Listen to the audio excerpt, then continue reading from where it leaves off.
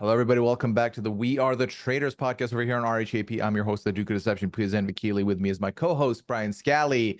And we are joined here with the person murdered in the latest episode. Quite a shock to us, might I add, because I did not see this coming. Enoch, how are you doing?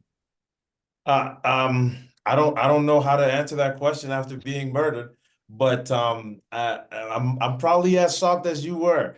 After being murdered, I was kind of like really getting into it. I feel like I was just warming up. Hmm. I feel like I was just warming up and really getting into it and kind of figuring out a game plan, a strategy, because it's all fun and game to it's fun and games to kind of have a strategy and think about what you're gonna do, but you don't know what you're gonna do once you actually get on. So I feel like I was just getting comfortable. But hey, look, the traitors got me out. They murdered me. Good for them.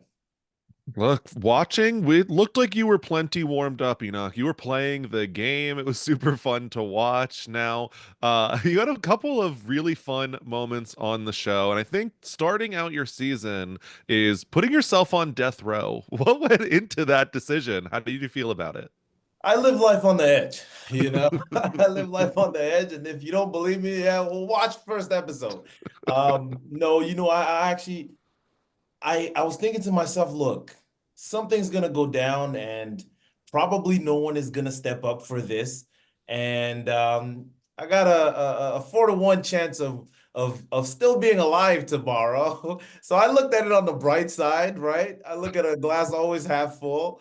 And after that, I took my step forward and I told myself, look, if here's the thing, what was going through my mind, I was thinking about the consequences of if nobody goes. And I figured if I stepped up, people will also follow. I'm a natural born leader, and that's what I do. And I couldn't stop myself from doing that. So, I watched the different seasons in different countries as well. And I remember one in particular, I believe it was in the UK, where first day, the host kind of lines up everybody from left to right with most confidence to least confident. I don't know if you guys remember. And Hmm. then, the least confident person was taken right out, didn't even get to enter the manor. And I was like, Hmm. look, if I'm gonna get out of here and I'm gonna get kicked off by Corinne, then look, let it be because I did something. I'd rather do something and get kicked off or murdered than, suffer the consequences of not moving or not doing anything. I definitely understand that, especially when you don't know what the result of volunteering necessarily is going to That's be, right. Now, was right? it smart? I don't know, but I survived, right? Hey, it's a risk you took, and you did land a spot. You were fine after that. You seemed, you were one of the players that I found to be very much involved and entangled with quite a few people, having a lot of alliances early on. Can you speak to those for us? Yeah, absolutely. And again, like I don't think it was a premeditated kind of attack or play, game plan. It just started happening, and I kind of started seeing different things in common that I had with a lot of different individuals. Through the course of my career, I got to live in different cities and different countries because I also played in the NFL. And literally across the country, and that allowed me to kind of have something in common with so many different people, and I try to use that to my advantage. And there was early on in the first episode, Mary Jo was super against the girls alliance that they were forming. I think it was Rebecca, Lauren, and Kira. But I was also part of it a little bit because I got to ride in the car one of the days that we were going to the mission. So I got to get into that kind of alliance. I was really close with Aaron and Kevin.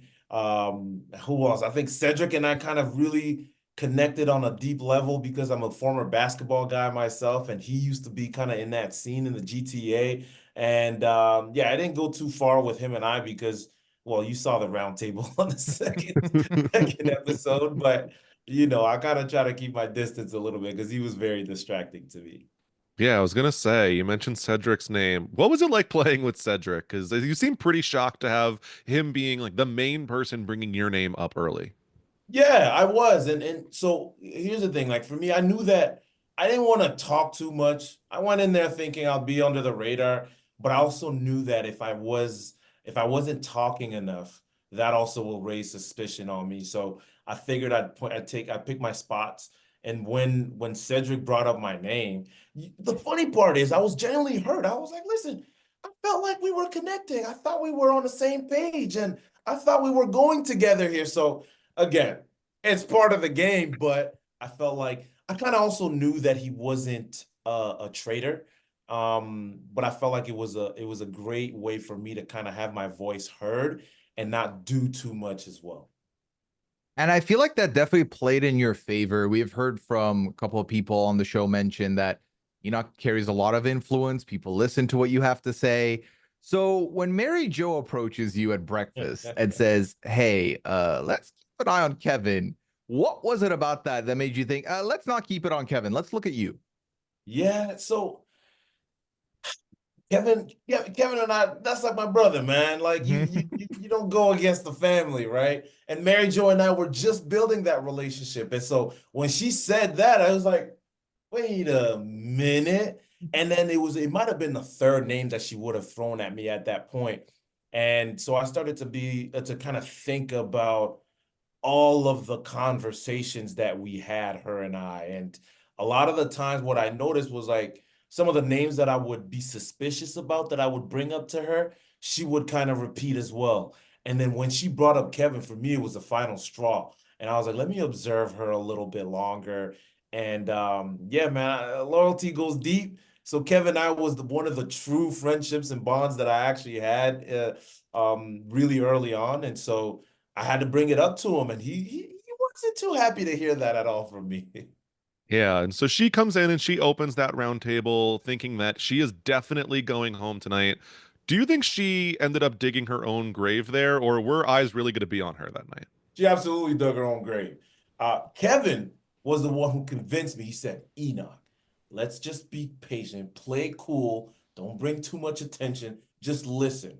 And that's my brother. So I listened to him, and my game plan was to go in there and not talk too much. But as Mary Jo mentioned, it was actually Aaron who told her that, the plan was to kind of put some heat on Mary Jo a little bit.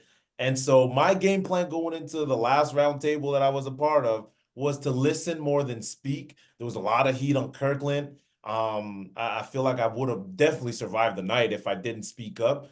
So I didn't. I didn't say anything until she felt the need to defend herself. But when that happens, I gotta fight back too. And yeah, the rest is history. So I got a chance to convince at least the majority of the table, maybe 99.99% of the table. Kind of started believing as well. You were one of only two people so far this season who actively voted for a traitor to leave in voting for Michael John. What was it about Michael John that made you feel like he could be a traitor?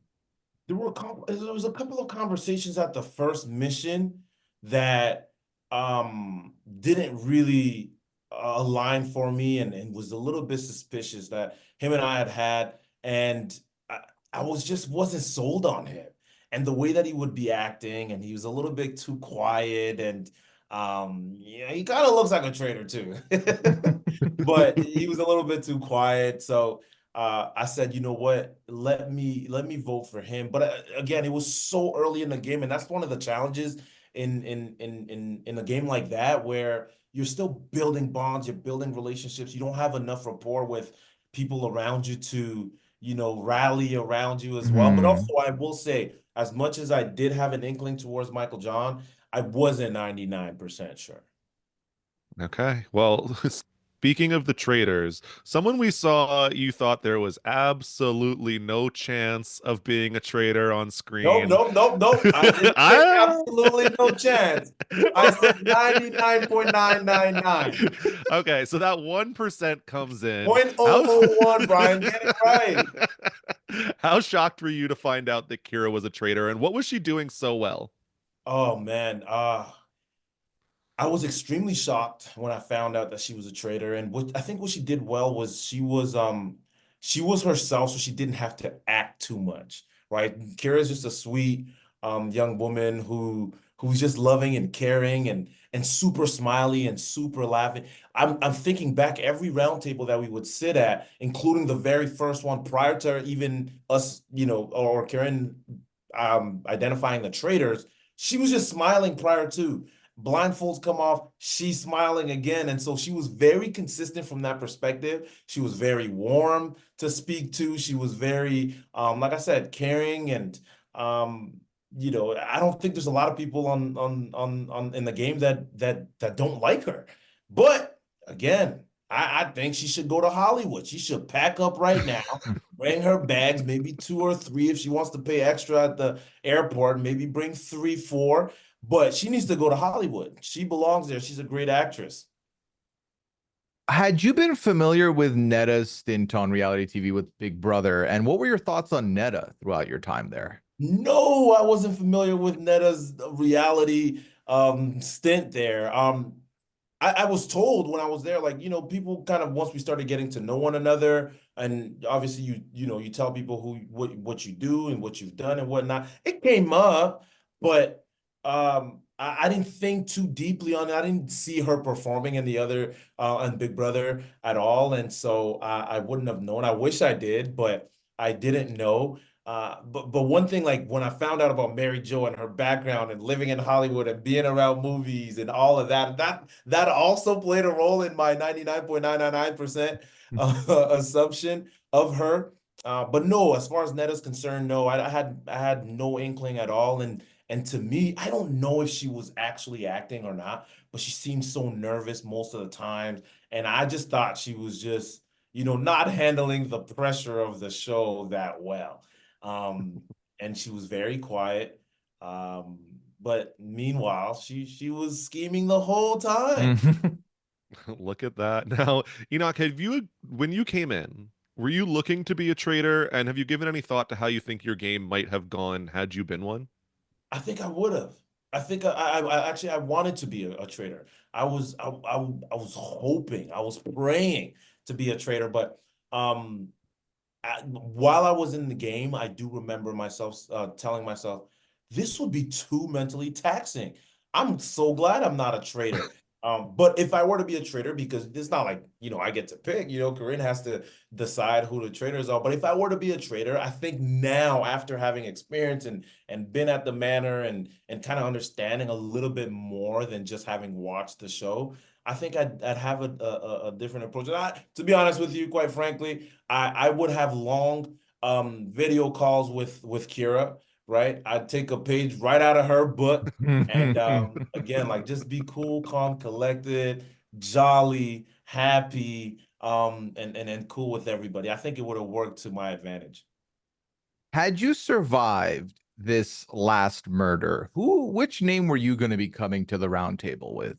Ooh, that's a really good question, Pooya. I think I would have. Okay, this is what I say. Like that night, I barely slept, right? And after the round table, I was thinking to myself, okay, now let's get serious, Enoch. You made a big mistake, right? And you got so many people, you led so many people astray. You got to come correct. And so I kind of started relaxing a little bit, and I started to think, hey, look, um, clearly the traders aren't talking as much, so I was gonna actually bring light and more attention on the people that were quiet. Netta and Nick were two people, they were sitting to my right, and there were two people that I wanted to kind of hear more from.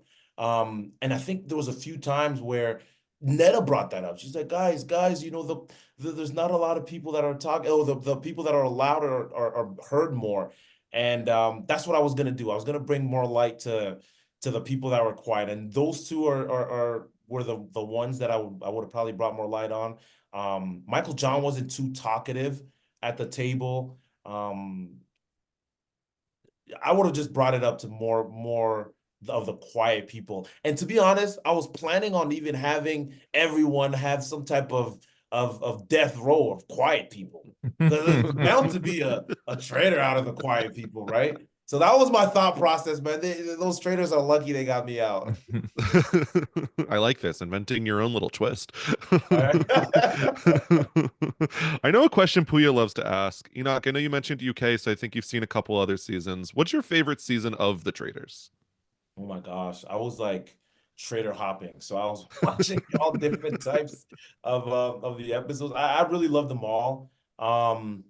Man, it's hard to put a finger on it. I really did. I love them all. And that's one of the things that I kind of had a perception and idea about is like, as much as you may have an idea, you might know the rules, you might understand, you might have a game plan, but every season, every show is completely different because of the different personalities that you have of the guests. And so I'm just a fan of the show. I'm a fan of the Traitors, period.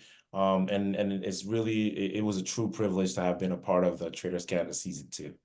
I answer it the same way when people ask me to pick my favorites. I have them, but I also recognize that I truly don't have a bad pick in the bunch. And Right. it's because we've seen so many different end games for all of them. There's not like a copy paste here, which is delightful. Enoch, speaking of delightful, this was a great time. I'm so sad now that we've talked as well that we do no longer get to see you. I truly hope we get to see you on TV in some capacity in the future. Thank you for giving us your time today. Thank you so much. That's the game plan. So hopefully you will see me soon. Looking forward Fingers to crossed. Thank you, gentlemen. it. Take care, Enoch. Bye. All right. Hello, everybody, and welcome back to the We Know the Traitors podcast over here on RHAP. I'm, of course, your host, the Duke of Deception, Pooya McKeely. With me is my co-host, Brian Scally. And we are joined today, unfortunately, by Kirkland. Kirkland, how are you doing at this hour? I'm good. I've just watched the episode, so it's just fresh for me too. So you're just getting my raw responses today, I guess. Nice, nice. Well, I don't know if your responses were any less raw on the show, so I'm glad we're getting true to character. It's a lot of people coming at you, Kirkland. Yeah, nonstop. From the moment I walked in there, I don't think I could breathe right without someone accusing me of something. You see me doing one-on-ones, and that was trouble for me, but not trouble for anybody else. So when did this all begin? As in, when do you think the first suspicion on you was cast? Well, you know what happened? By the time I go talk to Rebecca at breakfast, like she was already dead in the water at this moment. Mary Jo and Cedric, they had pushed her name out, and I didn't really want Rebecca to leave. And so that's why I pulled her aside. A couple of reasons. One, we had the same birth date. So I was just like, I had this little something with her. And I didn't want that to go that way. But by the time, if Dylan interrupted us, so we didn't really get anywhere. And by the time I get outside, I realized Cedric had taken the heat off himself and now placed it on me.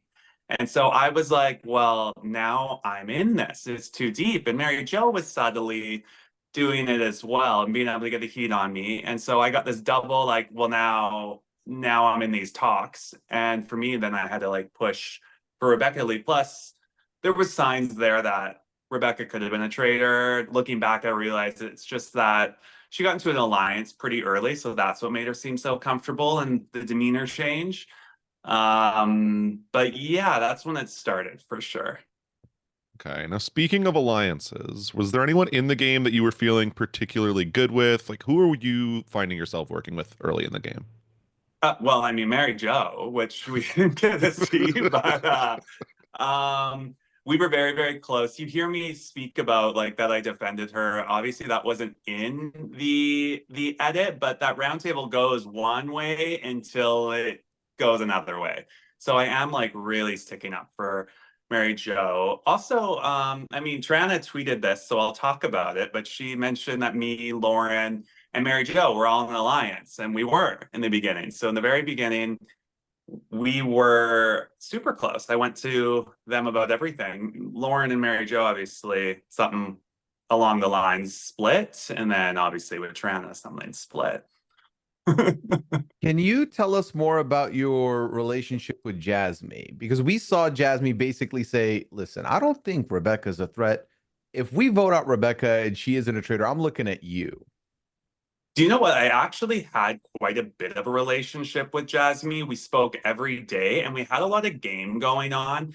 I think that Jasmine's approach was just far too much and far too personal, with not just towards me, but towards Mike. But I think a lot of it was rooted in game when it came to me, especially because there was like bits of information that got passed. And so Jasmine was kind of doing the same thing of just trying to throw the heat on me. So when I really look at like the things Jasmine did to me, it's very much game. Like we had somebody else's name in between us. It wasn't on the edit, but that me and Jasmine were thinking it was. Yeah. Okay. Okay. Yeah. So there was Jasmine, but also you did say you had a pretty close relationship with both Trana and Mary Jo. And at least that we saw, these are two of the people that are pushing your name the biggest. Mary Jo maybe a little bit out of desperation. What did that feel like all of a sudden at the round table? Mary Jo is saying you forced her to come in and do this. It's so funny because you know what, Mary Jo, love her to death. To this day, she thinks that I did this. And I'm like, Mary Jo, you were spiraling the whole episode all day long. I'm like, no, I don't think they're after you. They're not after you. And then it was just like right before, a little like tidbit, I guess I'll give you. It was like Kevin sort of said like he named her. So I was like, okay, I have heard your name once, but like in no way was I riling Mary Jo up to go in there. I'm like, no, Mary Jo. But to me, in the moment, it made complete sense what she was doing.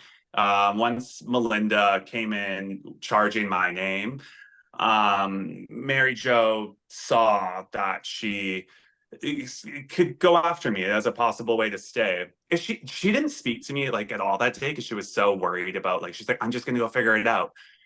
I wish she had told me that she was going for Kevin or Enoch. I was like, oh, I lied. I'm like the wrong move. Wrong move. I never thought Kevin was a traitor. Speaking of being riled up, you mentioned Melinda. Melinda really coming at you hard at this point, and it stems from the Rebecca conversation. Then we see the infamous nod TM between you and Cedric that somehow got read in there. What happened between you and Melinda? I wish I could tell you. We drove in together, funny enough, with Aaron, who got that wrong. Me, Melinda, Jasmine, and Aaron. That was one of the biggest conversations I had with her because we really like spoke about like who we are, what we represent. And then from then on, like I couldn't get Melinda to speak with me. She would like run out of rooms and like I just couldn't get her to speak to me. So like I watched the edit back and I'm like, oh, this started like right away, breakfast one, her sort of just imprinting a personality on me because we didn't really know each other. It was really kind of unfortunate for me, to be honest. And then as it went on, I would love to speak more about what happened this last episode, but she just wasn't in the edit there. So I didn't really, you can't really speak on it too much. But I think we see Trana leading the charge. She really was floating my name out though, right from the beginning. I think Melinda would have went for me at the very first banishment. She floats my name out to Trana to see if she's picking up on it. And Trana just took the information and put it in her pocket for later. And I just don't know. She came with the like very rehearsed speeches. I couldn't tell you what they even, in the moment for me as a faithful, I was just so certain now Melinda had to be a traitor because I was like, the things that Melinda's saying to me were just, it's just not true. And so I was like, why would somebody that's a faithful lie about another faithful? It's going to make them look so bad later in this game. But I'm like a game player. So I came in there. I love like these games. I've watched like, you know, all of Big Brother, Survivor, those things. So I was there to play and I just didn't factor in on my chessboard, I guess, like a player that maybe wasn't there to win and was there for just a little bit of spotlight. Yeah, it's unfortunate. I did look at this season and I was like, oh, wow, there's a lot of queer representation here. I'm so excited. Maybe this can come together. And it feels like maybe it did a little bit of the opposite pretty early on. Now, Kirkland, you had the opportunity last night where you were one of 5 people who got to go up in the challenge and describe an item. Now, we see you take a pretty honest approach. Was there anything in you that thought about lying to try to get this power? Well, when she mentions that there's a power up for grabs, immediately I was like, well, I'm going to at least put myself in the running for it. Once she described how you would have to obtain that power, there was like, oh, there's no way. Because I'm gonna have to show people that are on the fence about me that I can lie well. Trana was gonna use that to the nth degree. And then even hearing about what the power was after it was gaining an extra vote, I think by playing the way I did, I gained that vote, and maybe more so. Because by the time we hit that round table, I would say the entire cast thinks I'm a faithful. Trana, well, she votes for me, thinks I'm a faithful. I think I did a really, really good job of making sure everybody thought that way. It's just that I caught the traitors votes, Kira and Michael John. It's funny because I think as the traitors, they were the ones that didn't know how the rest of the faithfuls really stood with me at that point, because they had such a clear perspective that they didn't realize how good I was now in with the faithfuls again. I think I would have had a really good shot of going pretty far at that point, actually, because they weren't going to murder me, and I don't think people would have really ever came for me again. Yeah, let's speak about the traitors here a little bit. You mentioned you're a big fan of Big Brother. Were you aware of Netta's game on Big Brother, and how did you feel about Netta in the house? I was 100% certain that it was a traitor. She 100%. She says in the very first episode, like, I didn't touch my water, I didn't move, I didn't look. And like, I was sitting like facing Netta, and I'm like, is anyone seeing this? Anyone? Has anyone watched Big Brother in this house? And I would float her name around a little bit, but I wasn't after Netta because me and Netta, I was working on Netta a little bit. We were close. She, at the end, like when I'm like, I'm a faithful, like I was going to Netta because I knew her influence in the house. I was like pretty sure she was a traitor. I was just working Netta. There was no reason for me to go after her, and it wouldn't have gone very far because people were just like Cedric. At one point, I did float his name or her name to him, and he shot it down so quickly that I was like, wait, but your son played Big Brother. Have you not watched it? And I was like, are you in an alliance together? What? And so I just shut up. So like, maybe he's a traitor then. Yeah. Yeah. Now, did you come into this season hoping to play as a traitor, more in line with like a lying Big Brother-esque game, or were you happy being a faithful? I was very happy to be a faithful once the selection happened. Like they're open. They filmed this summer, and so this summer I had a lot going on with my show airing as well. So I had a lot on my mind while being in that manner, and I was kind of like torn in two places. So being a faithful definitely was more up my alley too. I felt like my instincts were really spot on. If you'd asked me like that last day to really like quiet out the noise and like remove Melinda and Trana from the picture, because I had actually all three traitors pegged because they all did something weird to me. Ooh. And it was easier from my perspective because they were still after me, and like I could clue in like, well, why are these people after me for no reason? Kira was the only one. I caught her in a lie, which didn't get on there, but I was quite blinded by that because her and Rebecca were so close that I just assumed anything Kira at me was like a revenge sort of thing. And then Michael John just would do weird things, but I rode in the car with him twice that day. What did Michael John do? He doesn't seem suspicious at all. No. Something like so small. The very first challenge, he had said something to me. Like he was limping, and I noticed he was limping, and I'm like, "Hey, are you all right?" And he mentioned like, "Oh, you got a keen eye. You got a keen eye." And I was like, "What?" Okay. Now, Yeah.